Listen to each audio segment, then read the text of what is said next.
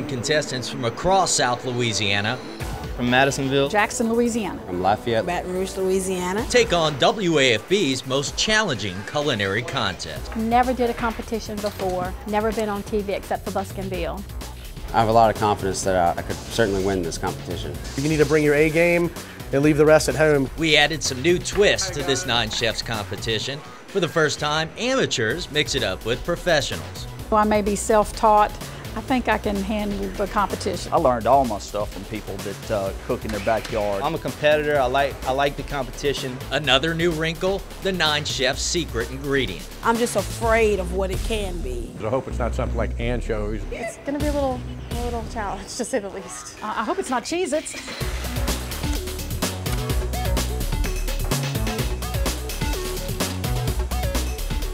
Thousands of dollars in prizes are on the line, including a Wolf 5-burner gas cooktop from Appliance Distributors of Louisiana, leisure cooking classes from the Louisiana Culinary Institute, a commercial-grade fryer from K-Arts Food Service Equipment and Supplies, and special gifts from Oak Point Fresh Market and Le Creole Restaurant. Here are the rules for round 1. Our 9 chefs were randomly put into groups of 3 and asked to make an appetizer. They could bring in up to 9 ingredients and add them to the LCI pantry. Each chef is given 2 minutes to review the secret ingredient. Once their clock starts, they're given 29 minutes to complete their dish. Our judges score the dishes on taste, presentation, and creativity. The highest scoring dish from each group advances that chef to tomorrow morning's live finals. Before we meet our 9 chefs, here are our judges for round 1. Serving as our judges here in round number 1 of this edition of 9 Chefs. First, the man that has the job that everybody envies, Jay Ducote. He's got biteandbooze.com, a food blog, and also a couple of local radio shows as well. Next up, the lovely Diane Deaton, my cohort in the 9 Storm team. You can catch her on 9 News this morning, 9 News at noon as well. And then finally, we've got Chef Ryan Andre, the executive chef at a great restaurant, Le Creole. Group 1 is now on the clock. Hi, I'm Bree Davy from Zachary, Louisiana. I come from a French and Italian family, and we have a large family. We're always cooking and getting together. Lots of interaction, cookouts, love it. My name is Mike Lane. I'm from New Orleans, Louisiana. Well, I spent quite a bit of time in the kitchen. I had a roommate for a year who was a doctor. He worked during the day. I work out of my house, so I pretty much cook every day. So I'm going to do the best I can do. It's sort of like playing pool. You can beat yourself or you can win. I'm Jeffrey Swinson Jr. I'm from Lafayette, Louisiana. I spend the good majority of my time in the kitchen cooking for myself and friends and family, and if there's any occasion for me to cook, I'll be the guy to do it. Group 1 had the opportunity to cook twice in this competition. They completed the challenge, and our judges scored their food. Definitely the most interesting dish that we've gotten out of these 3 in this first grouping. Following that day of competition, 9 Chefs producers discovered that the timing was inconsistent between those 3 chefs, so we brought them back to cook again, and they were given a different secret ingredient. That doggone secret ingredient has kept me up. Don't know what it could be. There's things out there I've never tried. So if I get something crazy, snails or bananas, I'm not gonna know what to do with that. I'm gonna be honest with you. I'm not too comfortable with that. We'll see what it is. I hope it's not something like anchovies or something that I wouldn't have any idea how to incorporate. It could throw the entire dish off, or it could make it even better. So it's a little nerve-wracking. Today I am preparing Mardi Gras shrimp. It's spicy, creamy, but you have to eat a grape with it because after you eat that shrimp, it's very spicy. It's going to give you that wow.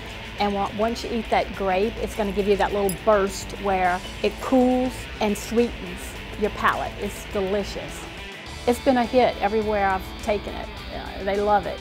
When I first came in and saw the mystery ingredient, I was so thankful. I love that it was an apple because it was easy to incorporate it into my coleslaw.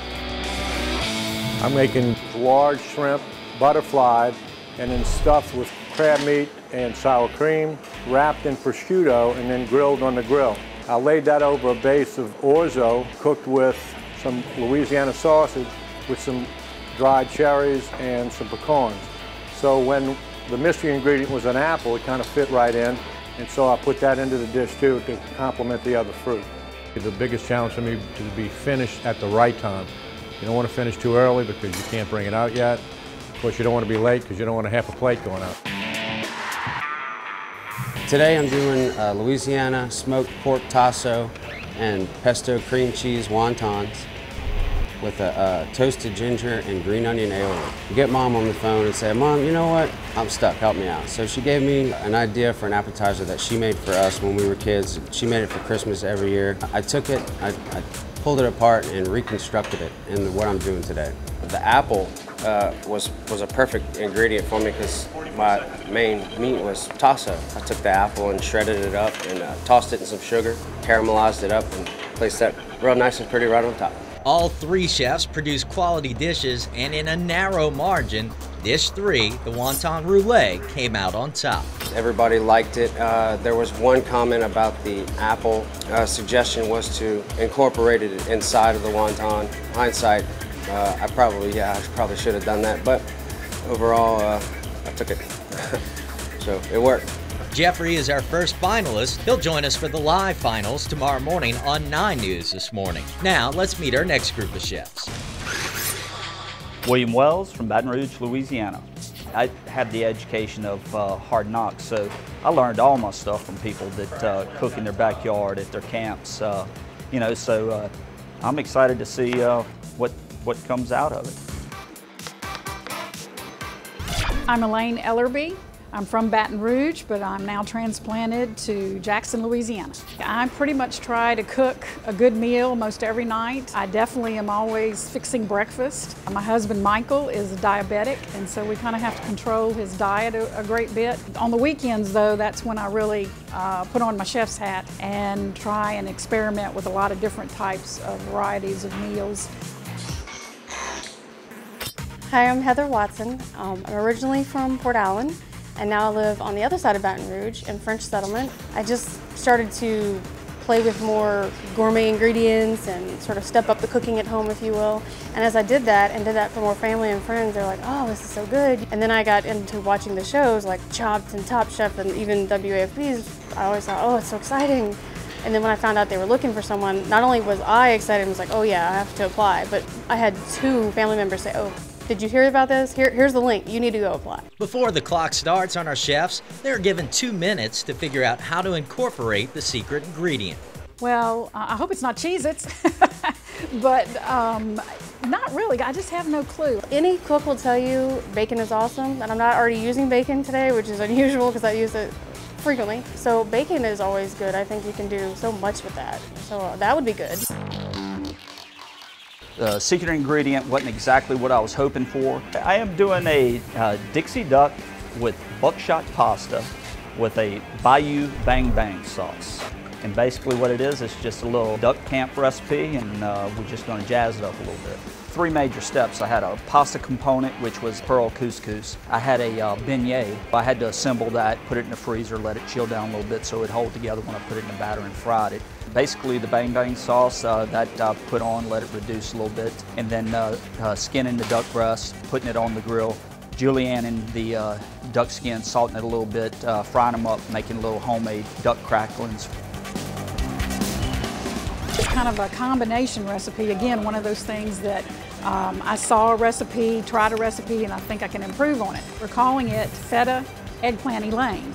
And I'm going to take cream cheese, feta cheese, and red bell pepper, cream them together, put them in a pan and toast them. And then I'm going to prepare a medallion of a sauteed piece of eggplant. Set it off with a special gourmet tomatoes. And I splash it with olive oil and then salt it with a special California-style lemon pepper salt.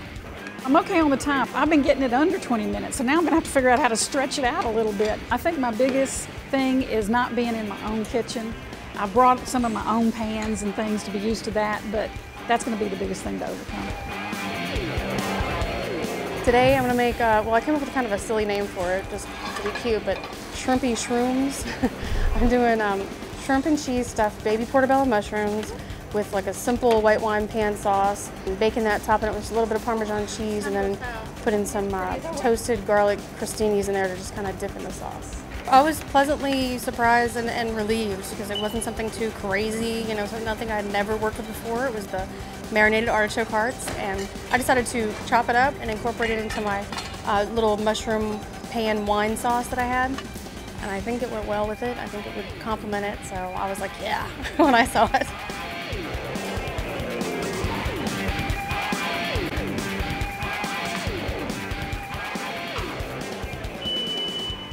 Dish one with group number 2 has arrived now, and judges, what you've got in front of you is a Dixie duck with buckshot pasta, brie and fig beignet finished with a Bayou Bang Bang sauce, and the chef would like you to note that this is what you wish you had for an appetizer at the duck camp. When you got 29 minutes prep and to prepare, plate up, sometimes you know things just you don't have time to take that delicate care with it. I thought it was very tasty, and that beignet was fabulous.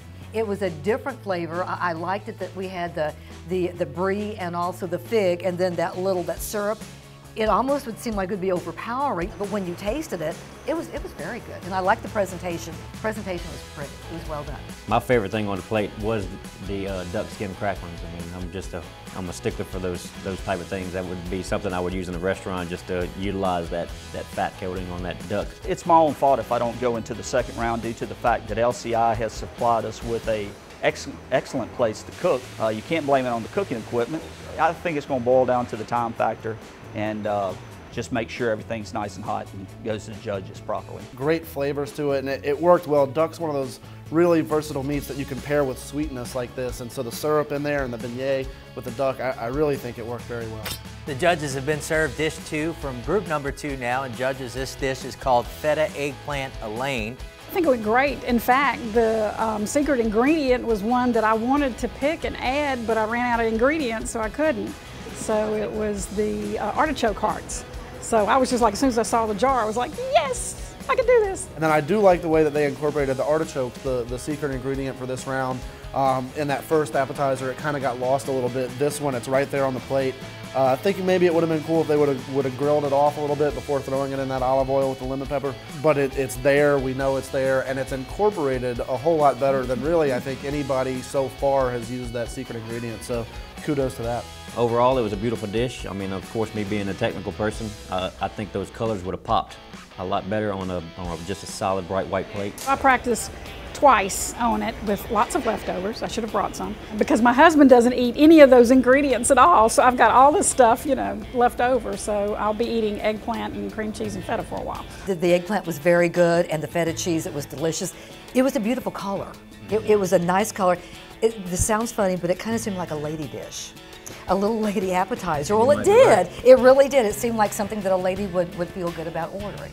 We've now got the final dish for group number 2. Judges, this is called Shrimpy Shrooms. I made it. It was exhilarating, I will say. You think you have it down, you think you got it all practiced, but you're in a different environment with different things, and I kept having to talk to myself to not forget anything, but hey, I got everything on the plate. Secret ingredient, I think I worked in pretty well. I mean, we'll find out. That white wine at the bottom really gave a sauce that was fruity and spicy at the same time. Great for dipping that crostini in. I wish I would have had more crostinis actually because I still have a little bit of the sauce. And then clever use of the artichoke again, kind of cooked into that sauce, and I could almost scoop them up, put them on the crostini and eat it like that, and really had a great flavor. The mushrooms were beautifully cooked. I mean, the mushrooms still had texture and not mushy or crunchy, where they had a perfect medium right there. The stuffing was, like he said, the shrimp got lost in it. It was tasty, but it just got lost into the stuffing. I had about a minute left, and I was almost done plating, and I just started doing the garnish on to try to make it kind of pretty. I went a little wild with the way it looked, but it was kind of a spontaneous last minute. Hopefully they like kind of abstract art because it was kind of, I don't know, colorful, but maybe not as composed as some art would be. Beautiful presentation. And talking about an appetizer, that's exactly what you want to do. I like the mushroom. I did use a little bit of the crust, and that was good. All 3 dishes are now scored for Group 2, and one chef is closer to being named WAFB's King of the Kitchen.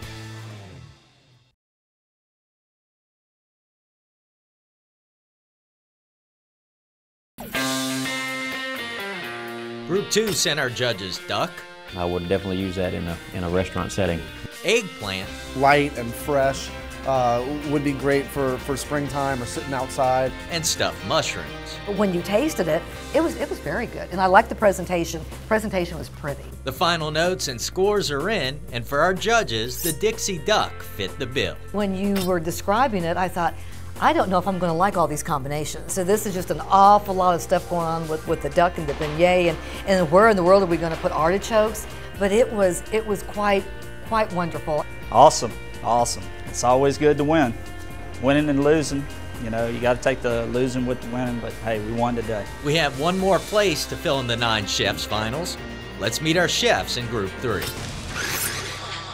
My name is Brian Medlin. I'm from Baton Rouge, Louisiana. I'm very competitive by nature. I love to cook. You put those two together, it couldn't be a better combination for me. I'm just ready in it to win it. You know, it's definitely something that caught my interest from, you know, beginning to right now. My name is Jason Broussard from Madisonville, Louisiana. I have a degree in petroleum engineering. I work for an oil and gas service company doing mostly production engineering type stuff. I love to cook. I love food. I cook a lot at home, cook for get-togethers, cook as much as possible. I love it. Hi, my name is Karen Chapman. I'm from Baton Rouge, Louisiana. I'm a minister of music at 2 churches, at Elm Grove Baptist Church and at New Pilgrim Baptist Church in Zachary, Louisiana. That's my thing. I did practice. But one thing is, that surprise ingredient, that is a little tricky for me. So I'm kind of worried about what that's going to be. Other than that, I'm good.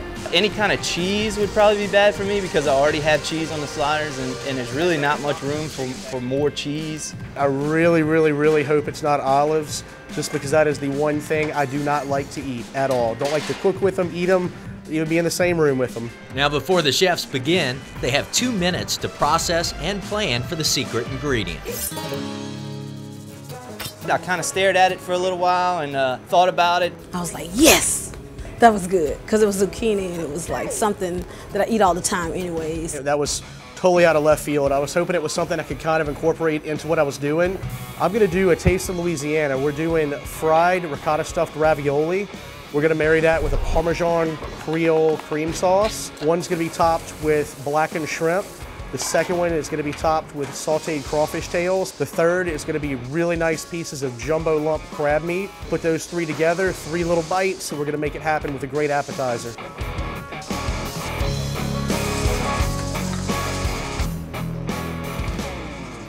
I'm doing pulled pork sliders. For some reason, that was the first thing that came to my head when they said it would be an appetizer.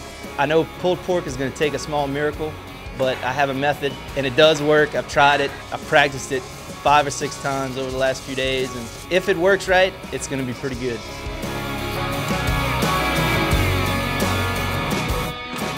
I'm doing Karen's Cajun Shrimp and Grits, and it has a special twist to it, so I'm sure they'll enjoy it. It's an original, something I created, you know. I look online and I get this and I take a little bit from here and a little bit from there, along with a little bit from myself, and I incorporate it all together. So.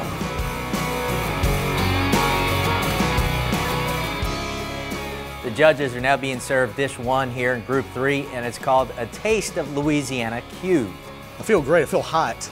It's very, very hot, and it's very, very fast-paced. You practice, you know the time's gonna go by quickly. You blink, 10 minutes are gone. You blink again, it's time to plate.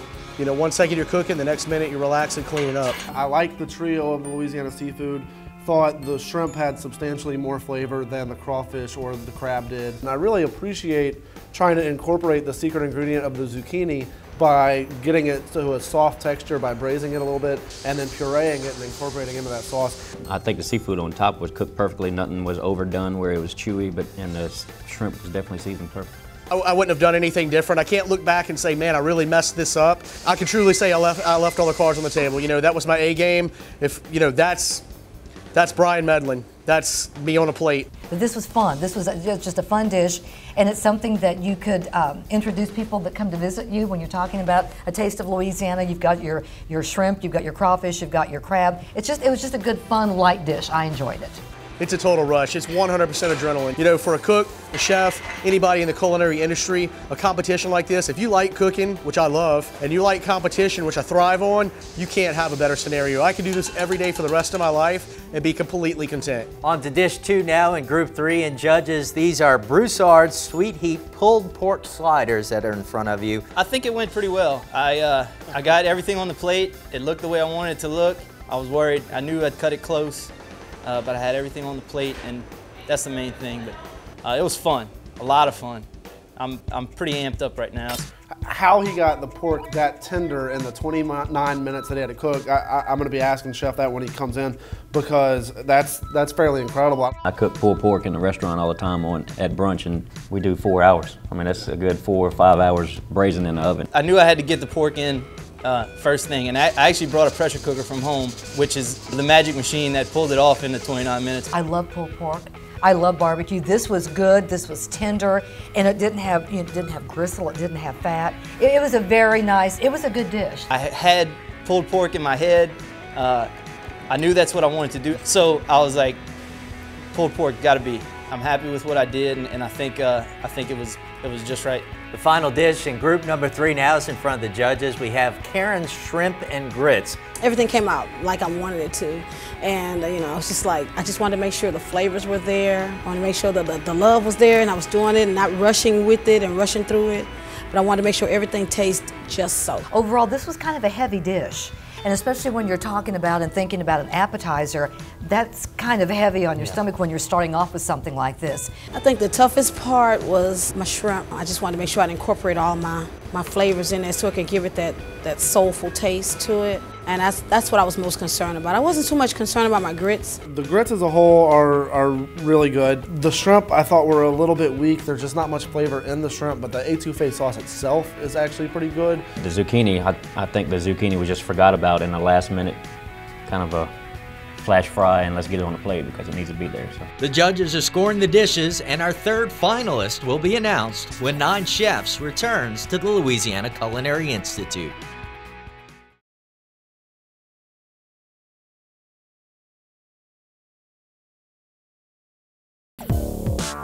Group 3 sent our judges a taste of Louisiana. I think the seafood on top was cooked perfectly. Nothing was overdone. Pork sliders. The sauce was fantastic. Nice presentation on the side. And shrimp and grits. I enjoyed it because it was different. We hadn't had anything like that at all today. After reviewing the scorecards, dish number 2 is the clear-cut winner. Pulled off the pulled pork in 29 minutes. Thank God I practiced because it worked out, and yeah, pressure cooker. Thank you, pressure cooker. The fact that he was able to get that pork so tender in 29 minutes, made a great homemade sauce that went with it, had the slaw there, good dish, and yeah, it deserves to move on. Our 9 Chefs competition is down to only 3 remaining chefs. Yeah, I'm looking forward to it. They definitely brought us some creative dishes, and I'm anxious to see the creativity more and more. Tomorrow morning's finals will be live on 9 News This Morning. Live TV don't bother me. It just puts a tad bit extra pressure because people will be able to see exactly what you're doing behind the scenes. This time, the competitors will face more secret ingredients. It's certainly an under pressure thing, kind of off the cuff. Impromptu cooking. It promises to be our most competitive and challenging finals yet. Of course, I'm going to be nervous. I know that because you really never know what's going to be in there. But I feel like I should be able to put something together and put something on the plate. The finals begin tomorrow morning on 9 News This Morning.